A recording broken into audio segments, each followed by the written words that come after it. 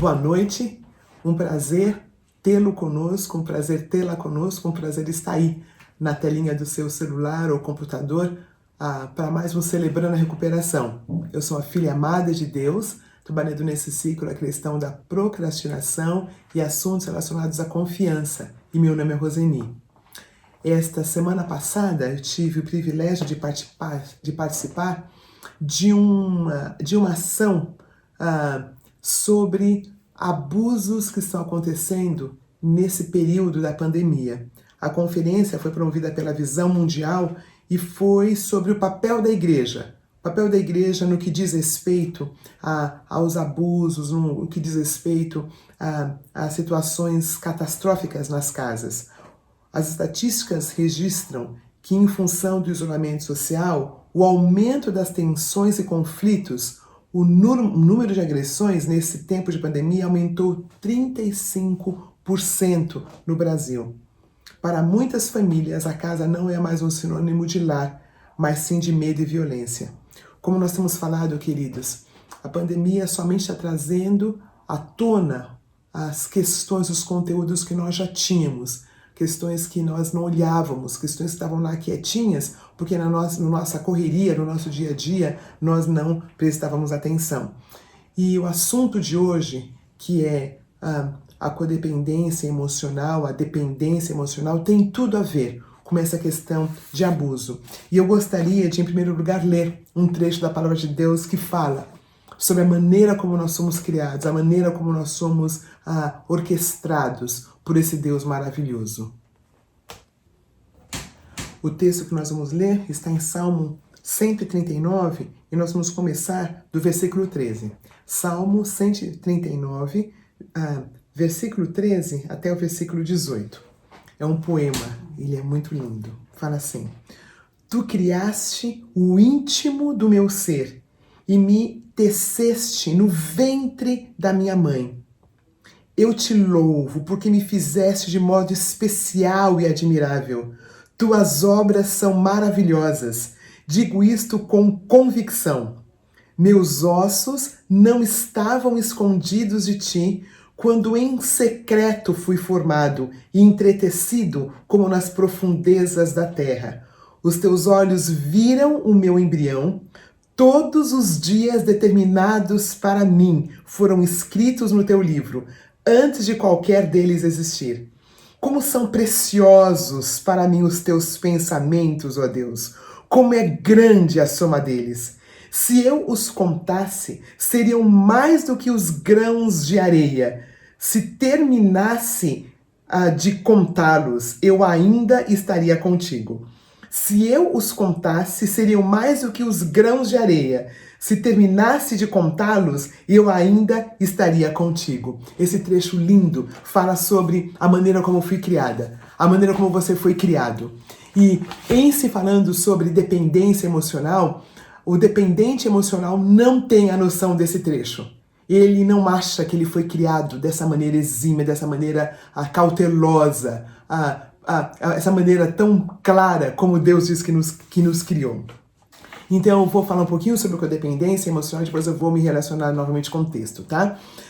Conforme o DMS, que é o Manual Diagnóstico e Estatístico de Transtornos Mentais, ele define a dependência emocional como o transtorno da personalidade dependente, que é um padrão de comportamento submisso e aderente relacionado a uma necessidade excessiva de proteção e cuidados. A dependência emocional também pode ser definida como um padrão crônico de demandas afetivas que buscam satisfazer-se através de relacionamentos interpessoais próximos. Também é definido como um estado no qual a pessoa se sente subordinada a esse grande outro, sem o qual não consegue se sentir segura para viver sua vida de maneira serena. Ou um padrão de apego ansioso a relações que podem ser até mesmo autodestrutivas, que foi o caso que nós estamos vendo desse aumento enorme de pessoas sendo agredidas, né? Principalmente mulheres e crianças. Mas olha, a Lei Maria da Penha não é só para mulher, é para homem também que é agredido. A origem. Nós falamos um pouquinho sobre a origem. na semana passada, quando falamos sobre desligamento emocional. E eu vou falar de novo, tá? A dependência emocional provém do sentimento de rejeição que pode ser real ou imaginário por parte da pessoa. A pessoa tem essas pessoas significantes da vida dela, estes cuidadores, e muitas vezes não foi cuidado por um deles. Então ela continua, ela fez o formato, a forminha dos relacionamentos que ela vai ter na vida adulta, e a forminha está esse pai ou essa mãe que não olhou para ela, e ela vai repetindo esses relacionamentos, porque no fundo, ela quer resolver aquele primeiro relacionamento primário que não deu certo. Então a pessoa fica procurando esse grande outro para suprir as necessidades que ela não teve naquela tenra infância. Uma outra definição é uma outra possibilidade de origem da dependência emocional está relacionada a uma educação rígida, no qual os pais, bloqueando a liberdade dos filhos, os treinam para sempre dependerem deles. Na fase adulta, esses filhos que não aprenderam a adultecer, que não adulteceram, que ficaram amarrados na barra da saia dessa mãe, vai procurar grandes outros para fazer a mesma coisa que a mãe ou o pai fizeram, para não dar liberdade de ação. Esses filhos transferem para essa outra pessoa, o seu cônjuge, na falta dele de ter um cônjuge, ele pode transferir para o próprio filho dele a responsabilidade de ser cuidado. Então, cuide de mim, eu não tenho capacidade. Na fase adulta, pode ter sido desenvolvido uma perda de um grande ente querido, por morte ou por abandono. Então, essa pessoa que abruptamente perdeu o seu cuidador também pode vir a desenvolver essa dependência emocional. E eu queria falar um pouquinho sobre as características do dependente emocional. Eu não sei se vocês perceberam que existe uma similaridade muito grande do dependente emocional para o codependente. Umas perguntas que têm sempre vindo. Qual é a diferença do codependente emocional e do codependente? Então, hoje no fim eu ainda vou falar um pouquinho sobre isso, tá? Mas as características do dependente emocional. A alegria dele depende de como ele é tratado pelas outras pessoas. Se ele é reconhecido, se ele é bem tratado, ele fica de boa. Mas se ele não é reconhecido, e não é que ele fica triste, é que ele fica muito triste. É normal a gente ficar meio abatidinho, né, quando não é reconhecido, mas o dependente emocional, o mundo acaba para ele quando ele não é reconhecido. O dependente emocional, ele evita a todo custo não ir contra a opinião de alguém. Então é aquele que tem aquela conversa que não é clara, aquela conversa que ele fica no muro, você não sabe se ele gostou ou não gostou, porque ele não se coloca claramente, ele é passivo quando ele comunica. A outra característica do dependente emocional é que ele coloca o desejo dos outros à frente do seu próprio desejo.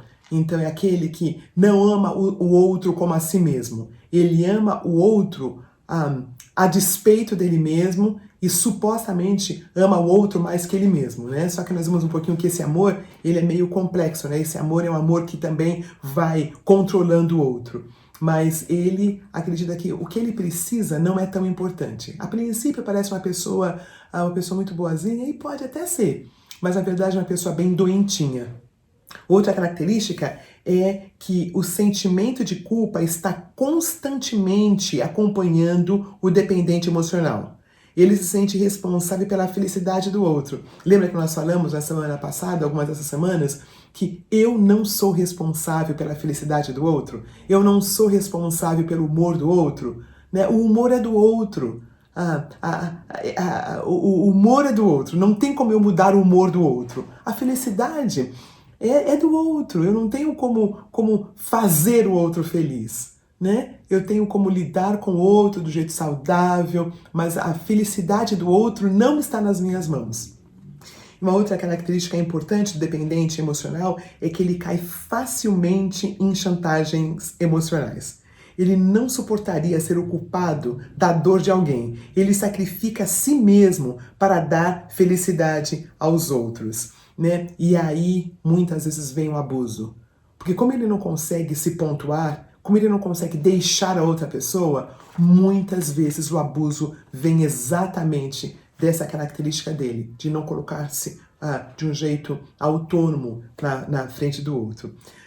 Esse grande outro está tão centralizado na vida dele que ele não tem outros amigos. Ele não tem pessoas com quem ele caminha. Ele não tem amizades. Só tem esse grande outro. Se é uma amiga, tem essa única amiga. Se é um namorado, só tem um namorado. Ela não tem nenhum outro amigo. Se é um rapaz, ele não se permite ter outros amigos. Ele só tem essa namorada. Ou então, se é uma dependência emocional entre homens, ele só tem esse amigo, só faz coisas com esse amigo, porque existe também, né? E é muito interessante que muitas vezes se confunde muito com a homossexualidade, mas é apenas uma dependência emocional que pode levar à homossexualidade depois. E uma outra característica é que o dependente emocional se caracteriza pelo medo constante de estar só. O dependente emocional, ele não quer ficar só. Ele faz tudo para ter essa outra pessoa. Ele prefere ser maltratado, desrespeitado num relacionamento do que estar só. Como é que eu lido? Como que se lida com a dependência emocional? E queridos, eu durante uns 3 anos lidei com isso. Acho que a vida toda. Acho que faz pouco tempo que eu mudei de área de recuperação. Então, dependência emocional foi e ainda eu sou cuidadosa para não ser uma área de recuperação minha nesse momento. Como que se lida? Como que eu fiz? Eu reconheci que eu tinha questões nessa área. Eu admiti, durante muitos anos, eu falei no Celebrando Coração, filha amada de Deus, lidando com dependência emocional, dar nome. Quando eu dou nome, alguma coisa acontece por dentro. Primeiro fica tudo errado. Fica tudo errado, dá um revertério, mas depois vai se organizando. Então, primeiro, reconheça. O fator principal de qualquer dependência é a baixa autoestima. Por isso, permita-se ser conhecida como esse filho e filha amada de Deus. Isso é tão importante.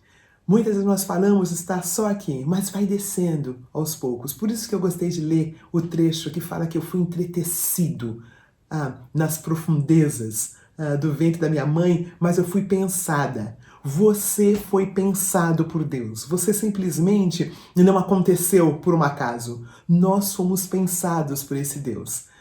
Sem baixa autoestima não tem dependência emocional. Então, temos essa convicção que somos esses filhos, essas filhas amadas de Deus. Cultive a individuação. Não podemos manter uma relação sã se não desenvolvermos a gente mesmo como pessoas. Quando nos entendemos com esses filhos e filhas amadas de Deus, não precisamos e sim escolhemos gostar. Amor é uma escolha, um dos livros que eu recomendo. Amor é uma escolha, não é uma compulsão. É uma escolha, eu escolho caminhar com o outro. Eu não preciso, porque eu sei quem eu sou, então andar com a outra pessoa é uma opção, não é uma compulsão. Outro manejo para essa área de dependência emocional é permita-se adultecer, para assim ver o outro como ele realmente é. O adulto vê o outro como ele é. A pessoa regredida, o dependente emocional, ele mantém aquela pessoa como se fosse aquele pai que o deixou, aquela mãe que o deixou. Ele idealiza esse grande outro. Né? É tão interessante quando a gente vai amadurecendo, a gente vê o outro como o outro. Não vemos o outro como ele super outro que determina a minha maneira de viver. E eu gostaria, nesses últimos momentos, falar um pouquinho sobre... eu ia pular, mas eu vou falar, acho que tem uns minutinhos. Como você lida com um dependente emocional? Como que nós lidamos, né? Porque essa reflexão não é só para o dependente emocional, mas para aquele grande outro que também está vendo, né? Que é a pessoa, o grande outro na vida desse dependente emocional. Não valide a dependência emocional da outra pessoa. Veja-o no espírito. Ele é dependente emocional, então eu tenho que convidá-lo para o aniversário. Não tem que convidá-lo. Né? Ele vai crescer se ele não for convidado. Ele é dependente emocional, eu não posso fazer o noivado, ele tem que estar nesse noivado. Não, não tem que estar no noivado, ele não tem que ser convidado. Veja-o no espírito. Se der para convidá-lo, convide-o. Quer ver uma coisa horrível? É você esquecer o aniversário de um dependente emocional. Ai, como eu ficava mal. Nossa, o cara já tem baixa autoestima, eu esqueci. Sim, o fato de eu esquecer o aniversário de alguém não faz de mim uma péssima amiga, uma amiga irresponsável. Eu sou uma amiga esquecida. Então, trate o dependente emocional como um adulto. Não trate como dependente emocional. Não confunda a bondade do dependente emocional e o amor que ele tem por você, tá? Muitas vezes o dependente emocional, ele ama, mas ele ama baseado no que ele precisa do outro, tá? Então, seja cuidadoso ao caminhar com o dependente emocional. Cuidado com o controle, porque o dependente emocional pode exercer na gente um enorme controle. Não se permita ser seduzido pelo dependente emocional. Ele chega com jeitinho, ele chega com aquela voz maravilhosa. Quando você vê, você está fazendo exatamente o que ele quer. Dependente emocional, ele é controlador. Nessa parte final, queridos, o alvo para o codependente emocional é se desvincular da figura parental. E é processual, é um dia de cada vez. Relacionamentos objetais e não emblemáticos. Quando eu falo relacionamento objetal, um termo meio técnico, mas significa que a pessoa é só a pessoa. Eu já mencionei hoje à noite. A pessoa não é esse grande outro idealizado que vai fazer de mim essa mulher maravilhosa quando nós tivermos um relacionamento, ou então essa amiga. Se eu tivesse amiga, eu não preciso de mais nada. É somente uma pessoa. É somente uma pessoa, ela não é a minha mãe, ela não é o meu pai, ela não tem aquela figura de progenitor, não tem aquela figura de cuidador, é apenas uma pessoa. E quando eu vejo a pessoa como apenas uma pessoa, eu não tenho a necessidade de ficar destruída quando essa pessoa esquecer do meu aniversário. Quando essa pessoa fizer uma coisa que não foi boa, eu simplesmente olho para essa pessoa e eu não me sinto tão pequenininha e ela tão grande a ponto dela desmoronar a minha vida. Faça o desmame desse grande outro idealizado para uma pessoa de carne e osso, uma pessoa real. Acabamos de falar sobre isso. A amizade, essa parte é linda, a amizade não precisa acabar. Ela pode ser redimensionada. Ela pode passar de uma amizade idealizada para uma amizade real. E eu queria dar uma pequena partilha sobre isso. Eu tive, nesse período de codependência emocional, eu tive uma amizade idealizada. A pessoa estava num lugar assim de mãe, de uma irmã que eu nunca tive. E foi um processo tão doloroso, porque eu não sabia que era dependência emocional. Eu achei que estava só cuidando, como a Bíblia fala, para amar, para cuidar se precisa e tudo, mas eu não percebi. A pessoa percebeu primeiro. E eu falei, claro que não é dependência emocional, mas era. Eu acho que eu entendi, ela entendeu, e acho que temos um ano e meio mais ou menos, no qual ela cresceu, no qual eu cresci, e Deus, pela graça dele, deu de novo essa amizade, mas é totalmente diferente. Nós somos cuidadosas, mas a amizade foi redimensionada, porque ela cresceu e eu cresci. Se for o caso de um casal, você tem um relacionamento codependente emocional com uma pessoa, coloque os limites, talvez o afastamento por alguns dias, por algumas semanas, no meu caso foi um ano, né? Um ano e pouco. Essa amizade pode voltar a ser, ou não. Se é uma amizade em que a pessoa não entende que é um dependente emocional, em que a pessoa não entende que ele é um grande outro na vida dessa amizade, também não vai rolar. Então, a amizade ela pode ser redimensionada. Ela pode passar de uma amizade idealizada para uma amizade real. As verdades são os versículos para a verdade são os veículos para essa mudança de amizade idealizada para amizade real. A verdade liberta. Antes dela nos libertar, ela deixa a gente acabado. Mas a verdade liberta. Quando eu entendo que eu sou esta filha amada, planejada por Deus, quando eu entendo que eu tenho valor, eu não me submeto a restos. Tá? Eu até coloquei isso no meu Instagram essa semana, e não é um desrespeito ao outro, não. É porque o dependente emocional, ele mendiga amor, ele mendiga quem ele é. E ele não precisa, porque ele vai nesse processo de recuperação, nesse processo de se perceber, ele vai percebendo que ele não precisa ter um relacionamento com aquela pessoa. A fila anda. Talvez um relacionamento com a mesma pessoa daqui a um tempo, mas não nesse momento, porque nesse momento é disfuncional, nesse momento é abusivo. Então, eu sugiro, participe com a gente hoje à noite no grupo online. Você já deve estar no link, o link é ibab.com.br/cronline. Participe com a gente, partilhe. A nossa pergunta mote é: nesse processo de codependência emocional, você se percebe como dependente emocional ou você se percebe como esse grande outro? Eu falei que eu falaria um pouquinho sobre a diferença da dependência emocional para a codependência. É exatamente essa. É o mesmo problema. Um está de um lado, que é o grande outro na vida desse pobre que não sabe quem é, que precisa de ajuda, que precisa de uma mamãe e de um papai. Esse é o dependente emocional. Que precisa de uma mamãe e de um papai. E qual que é o codependente? Esse grande outro que vai suprir a necessidade do outro. É um ser idealizado. No processo, queridos, no teu processo, você se vê mais como dependente emocional ou como codependente, esse grande outro? E olha, nós facilmente pulamos de um lado para o outro. Tá? Em alguns relacionamentos eu sou mais o necessitado, em alguns relacionamentos eu sou mais esse grande outro, mas normalmente a gente tem uma preferência. Eu durante muito tempo fui a codependente. E aí, nesse processo, olha o que é ideal. É eu ter pessoas que eu cuido e ter pessoas que cuidam de mim. Não é natural eu só ser cuidada e não é natural eu só cuidar.